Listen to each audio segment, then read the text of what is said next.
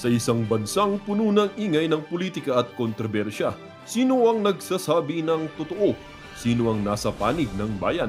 Welcome to Bayang Pinas, ang news channel na hindi takot maglatag ng katotohanan. Dito, pinag-uusapan natin ang mga isyong may kinalaman sa kinabukasan mo, politika, pamahalaan at ang tunay na kalagayan ng ating bansa. Hindi kami bayad, hindi kami bulag. Sa Bayang Pinas, ang boses ng mamamayan ang tunay na headline. Kaya kung sawang-sawa ka na sa mga baluktot na impormasyon at scripted na kwento, dito ka na. Dito sa Bayang Pinas, tayo ang bantay at boses ng bayan. Kung gusto mong manatiling mulat at informed, don't forget to like, share, and most importantly, subscribe dahil sa panahon ngayon, ang kaalaman ay kapangyarihan. Ito ang Bayang Pinas, balitang totoo, pusong makabayan para sa sambayanang Pilipino. Tara na't alamin ang tunay na balita. Ating bansa, especially ang yung issue ng mga nawawalang sabungero. Kaya papanoorin ho natin ang live nitong si Atty. Trixie Cruz dito sa video na to. Pakinggan ho natin ang mga palos nitong si Joel Chua. Ito ang kanyang palusot dyan sa barangay hall niya. Okay? Tuma naman to sa lahat ng proseso.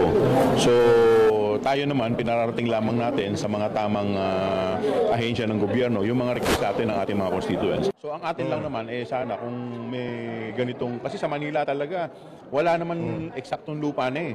Diba? Eh, siyempre tayo, lahat naman ng mga barangay, gusto natin bigyan ng maayos. In fact, ito nga, meron nga po itong senior citizen na area para yung mga senior citizen ay maging maayos, hindi mahihirapan na nandoon nabibilad sa araw. Nasa tapat po doon ng eskwelahan. Hindi po ba napakaganda nun na may isang barangay hall sa tapat ng eskwelahan? Maganda yung ideya. Maganda yung ideya, Brad.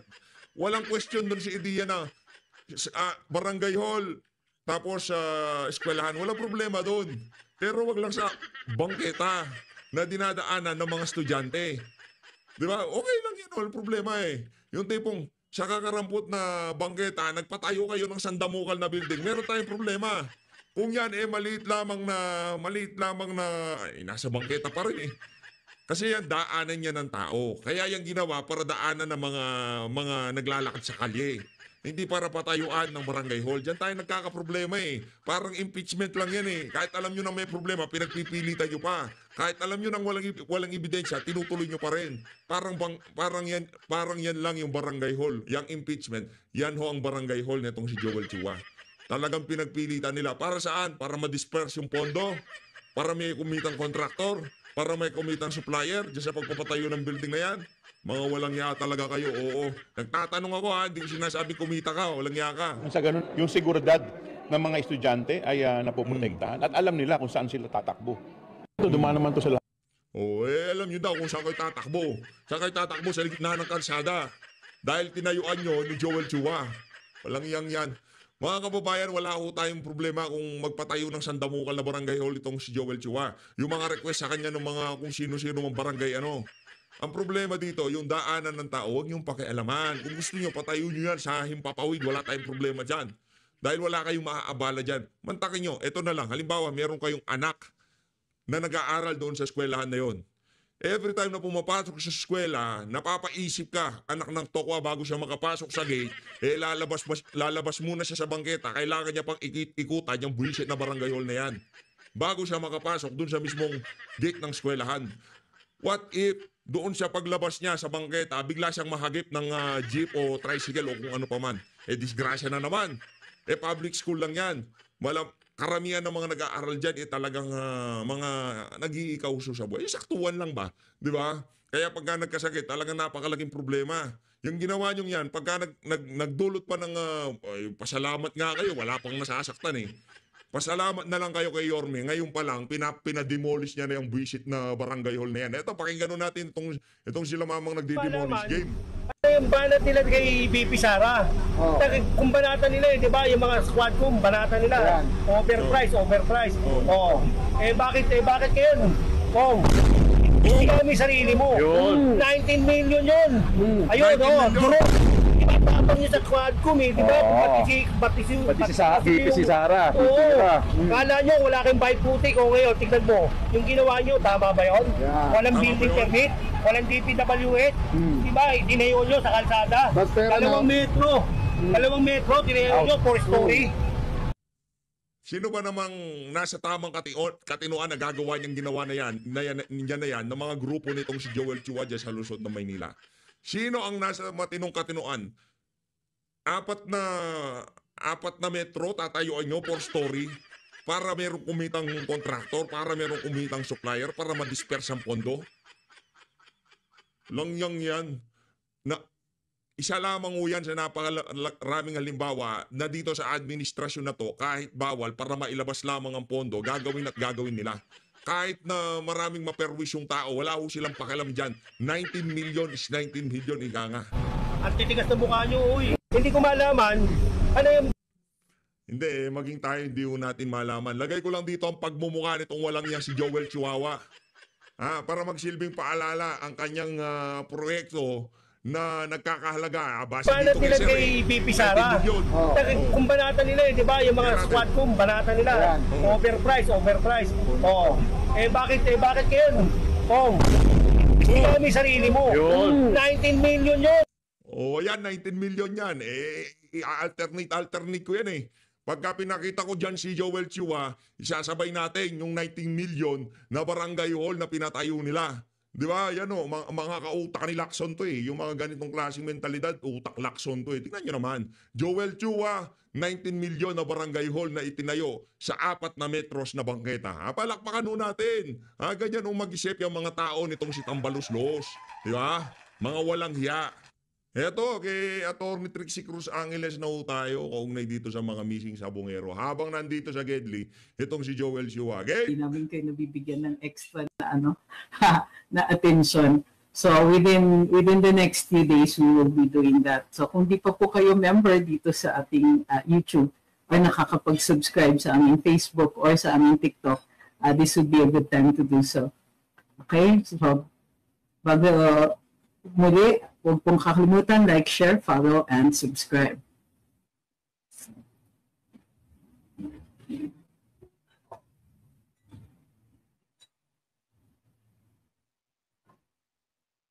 Hindi lang po, ha?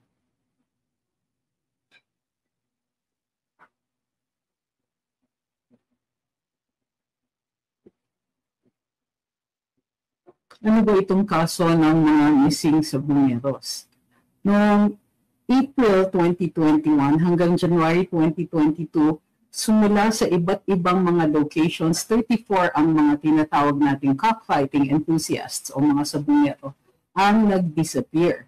19 sa kanila galing sa Laguna, ang iba galing sa Batangas, Bulacan, Manila at Rizal. Ang tawag ng media sa kanila, missing sabongeros.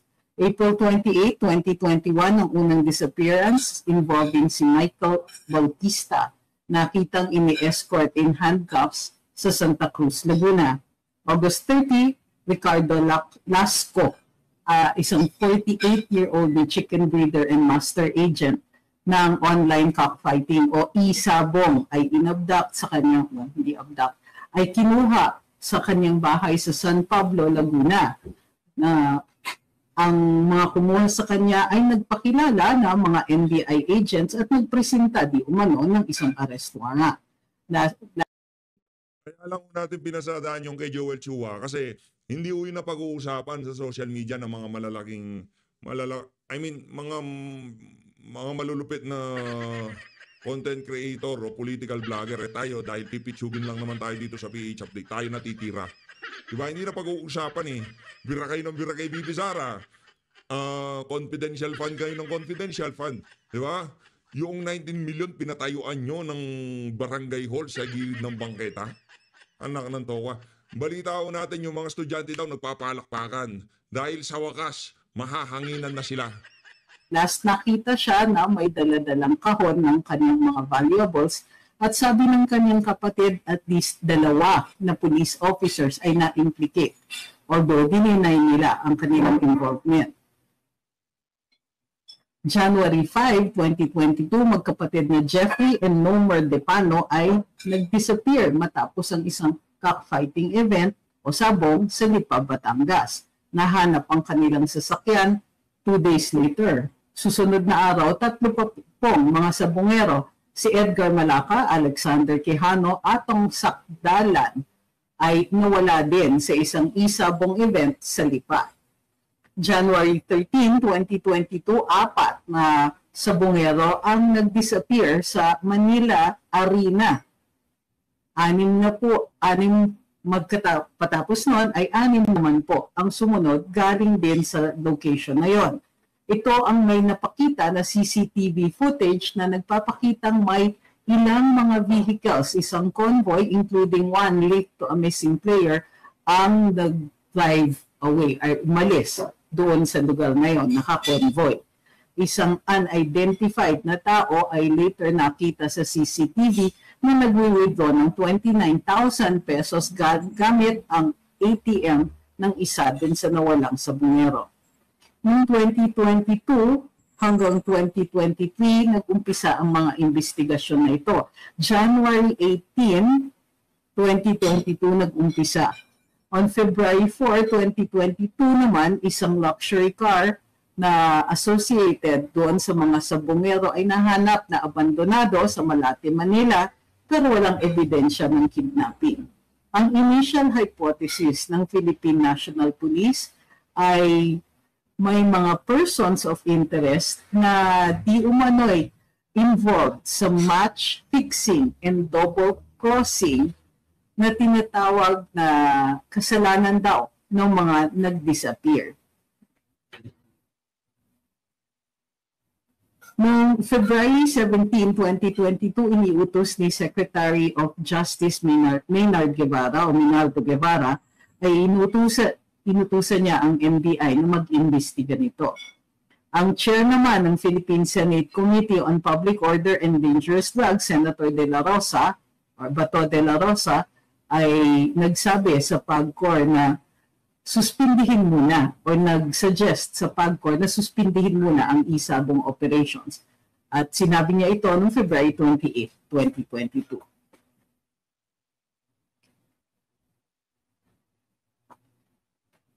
Marami ang nag-circulate ng mga Facebook posts tungkol dito at di umano'y nagpapakita ng mga sinasabing katawan ng missing sabongeros, ngunit hanggang ngayon wala pang konfirmado dun sa mga Facebook posts na yun, base sa mga Facebook posts na yun. March 16 of the same year, na-identify ang 8 individual na involved sa mga disappearances. 5 days later, si businessman Atong Ang naman March 16, 2025. 5 days later, si Atong Ang naman ang inimplicate ng mga witnesses, although dininay niya ang mga alegasyon na ito. Yan o yung pagkakasunod-sunod. Ito magaling kay Atty. Trix no? Ilalatang di sa kagad bibira. Ano muna yung mga facts dito sa usapin na to? Ito, iisa-isahin natin. Ganyan nangyari dyan. Tama nga naman para mas maintindihan natin. Palakpakan natin tong si Atty. Trix Cruz Angeles aka Luminous. So, mag-subscribe ho kayo. Ito ho yung ano niya. Luminous.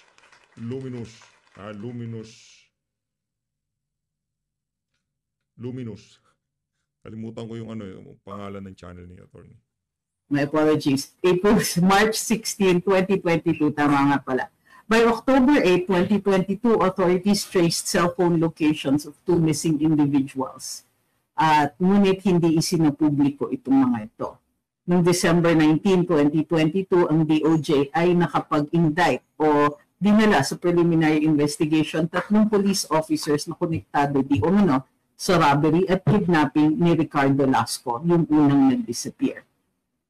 By February 2023, nag-release ng mga pictures ang mga police ng 6 na Manila Arena security guards na di umano'y involved at sabi ni DOJ Secretary Remulla, nag-offer siya ng 6 million pesos na reward para sa impormasyon. June 2025, nung bumitaw si alias Totoy, isang suspect na lumapit sa mga autoridad at nagsabi na willing siya tumestigo dahil siya daw ay pinagbabantaan.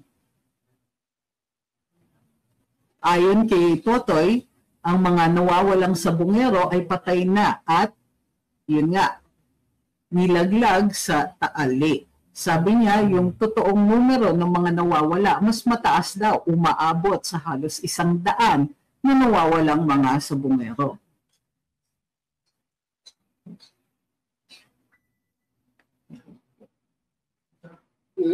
Sabi niya, pag nahuhuli daw ang mga biktima na nandadaya, nira-round up, tinatali ng plastic ties, nililipat, sinasakay sa van, tapos sinasakal.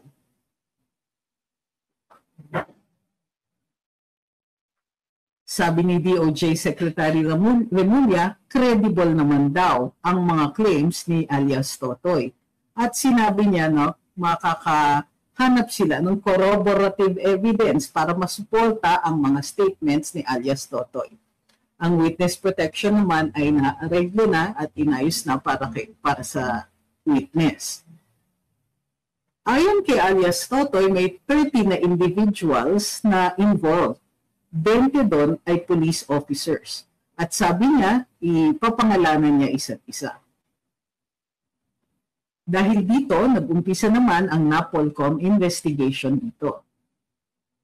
Noong July, in-announce ni Secretary Remulla na may mga high-profile na suspects at pinangalanan niya si Gretchen Barreto at si Atong Ang. Ayon kasi kay alias Totoy, si Gretchen Barreto daw ay isang natatanging membro ng grupo at parating nandun siya during meetings. So na-announce sila bilang mga suspect. Dininay naman nila. Noong July 4, kinumpirma ni Secretary Remulla may 15 na police officers involved. Nitong July rin ay nag-umpisa ang operations ng Coast Guard para mag-recover ng mga labi ng mga di umano'y nilaglag sa Taal Lake. Bukod pa dito, nagkaroon ngayon ng balita at ito na po ang update natin. Nagkaroon po ng balita tungkol sa involvement, dinidikit.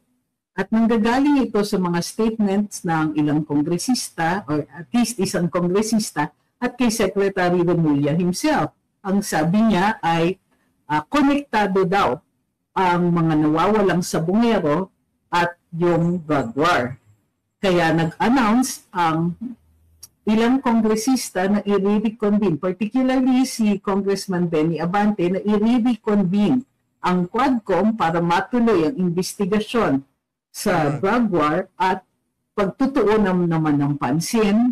Sana gusto kong magtanong itong si Congressman Joel Chua tapos biglang mapag-usapan itong 19 million na na to. Itong 19 million na to hindi galing kung saan to. Hindi to galing sa bulsa nitong si Joel Chua. Yang 19 million na yan na isinalpak diyan, binlandra diyan sa diyan sa bangketa, pera ho yan na sambayan ng Pilipino na napunta lamang sa sa basura. Di ba? Sa graba, sa debris, di ba? Missing sabuneros.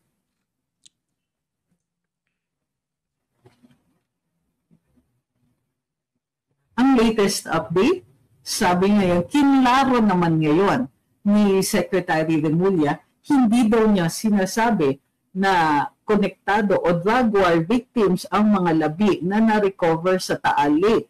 Instead, sinasabi niya, konektado ang dalawang insidente dahil pareho yung mga tao na involved. Meaning yung mga tao na nag-disappear o pumaslang sa mga drug war victims ay sila din po ang gumawa ng karumal-dumal na krimen di umano sa mga nawawalang sabungero.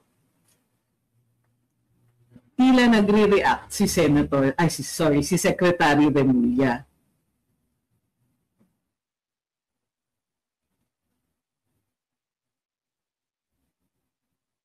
Hi, Miss Rosatan. So bakit natataon na naman ang pag-usapan nitong kaso ng mga nawawalang sabungero? Ito ay dahil nakikita natin tila magiging bahagi ng gawain ng Secretary of Justice o ng DOJ na makapag-manufacture ng additional na ebidensya para doon sa ICC case. Dahil marami ang usap-usapan tungkol nga doon sa mga taong ginamit di umano sa parehong krimen. kung sakasakali ay baka gamitin yung mga pinupuntirya na mga suspects dun sa missing sa Bongeros case para magpadala, makapaggawa or makapagpresenta ng ebidensya na karagdagang ebidensya sa kaso sa ICC. Inamin kailanman, kamakailan ni Secretary of Justice Boying Remulla na wala daw ebidensya ang Philippine side tungkol sa war on drugs kung kaya't pinapaubaya nila ang kaso sa ICC. Tignan na po natin ang inyong mga katanungan. Hi po kay Angel BC.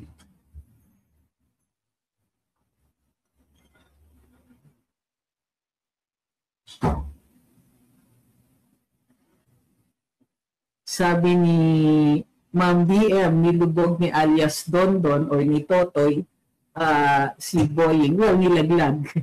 At sinabing hindi daw konektado sa drug war ang mga missing sa Bongeros. Ngunit pinipilit nga or sinasabi, kinaklaro ni Secretary of Justice Boying Remulla na kaya daw sila konektado ay dahil ginamit, parehong mga pulis daw na ginamit doon sa krimen involving yung mga missing sa Bongeros ay sila din po ang involved sa war on drugs.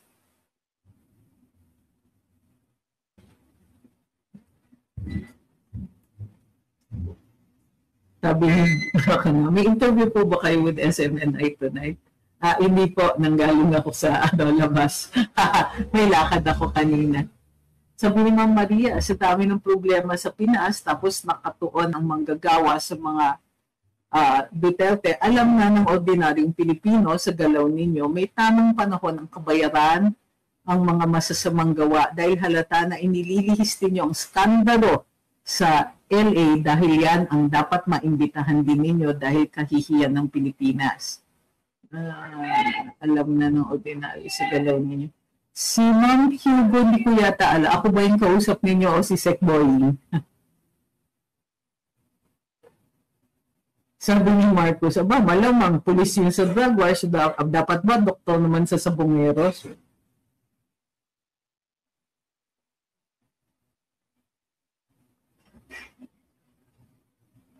Anong masasabi mo tungkol sa sinasabi mo ni Attorney Lidon? Another pasikat tungkol sa Dolomite Beach. Hindi ko po alam. Ano bang sinabi niya?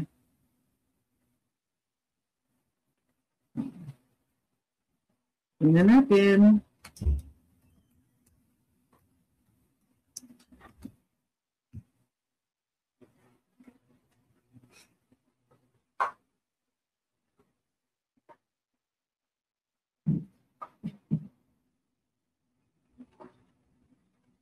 Ang sinasabi nga niya yung pampalala ng baha. Na-discuss po namin yan kahapon doon sa aming interview with SMNI. Sabi ni Pleb, let's say sabihin na natin parehong police yung involved, pero di po ba magkaibang kaso yun? Bakit kailangan i-link?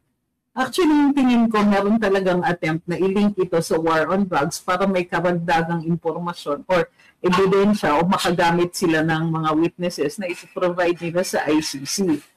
Tingin ko lang is that it's not really looking good yung yung kaso sa ICC. Kaya medyo naghahanap sila ng karagdagan na maipipresenta. Sabi ni RC, parang nakakapagtaka. Ang dami naman pera ni Sir Atong. Bakit kailangan niya pag gumamit ng pulis? Pwede naman siya mag-hire ng mga gangster kung totoo man. Pwede rin. Correct. Sabi ni June, can you discuss the issue about the investment made? Ma'am, opo, pero hindi siguro ngayon kasi ito nga yung topic natin ngayong araw na ito. Matagal na po namin actually nakita yung kaso na yan sa pa lang na nasa Karambola pa kami about 2 years ago. Kasi nga si Presidente, yung PGM ng GSIS, medyo marami na po siyang mga questionable investments na ginagamit ang mga pondo ng GSIS. Sabi ni Ma'am Christine, there's already a headline where Conti says Bongeros can also be added to the ICC case. Trying so hard Totoo. Kaya nga nakikita natin na siguro isa ito dun sa gagamitin nilang posibleng storya na gagamitin nila doon sa mga ICC case. Sabi ni Renan, paano nalaman ni Boying ng mga pulis na suspect sa issue ng sabungero din ang mga suspect daw sa war on drugs? Sinabi niya na walang ebidensya kaya ibinigay sa ICC issues. Oo, isa pa yon. Pangalawa, hindi pa nga po nasa subject to testing yung mga labi. Di umano. Di pa natin sure kung tao yon, ha? Correct. Hindi pa nasa subject to testing ang mga labi. Di umano na nahanap. Di umano sa Taal Lake.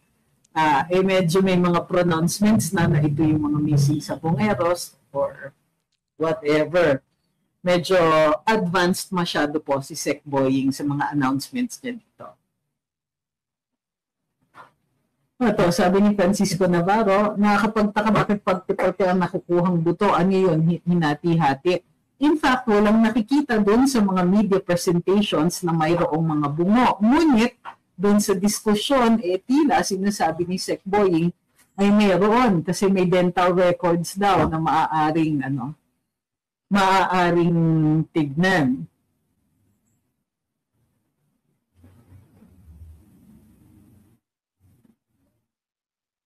Ayun.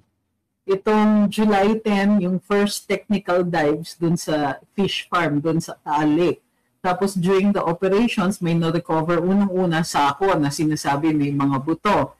Tapos may na-recover daw, 4 daw na sako. Ang na-recover, 2 daw po may mga buto, 2 daw po may buhangin. Ayon kay Secretary Boying, yun daw po ang ginamit para hindi lumutang yung mga labi.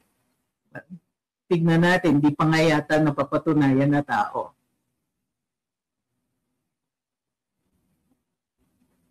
Sabi ni Marcos, hirap na hirap gipitin si PRD. Try harder. I admit, ayoko din sa drug war, pero yung lahat na lang ibibintang sa kanya. Sobra.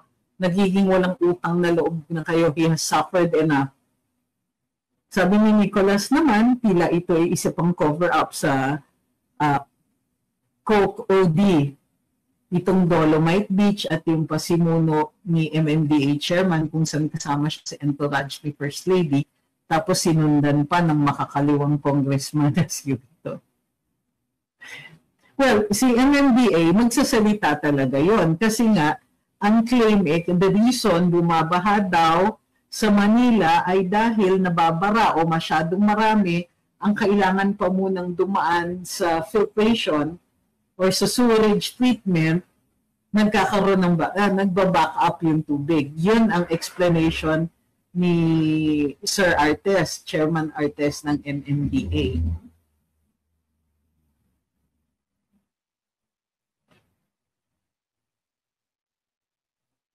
Sabi ni Ma'am Grace, this administration will never get it into their senses to do something right. Lagi na lang palpak. Intelligence, judgment, investment, taxes, investigation, wala na silang nagawang tama, kadiri. Hindi na rin, kung kaya't, kailangan din, natin to, ipakita ito.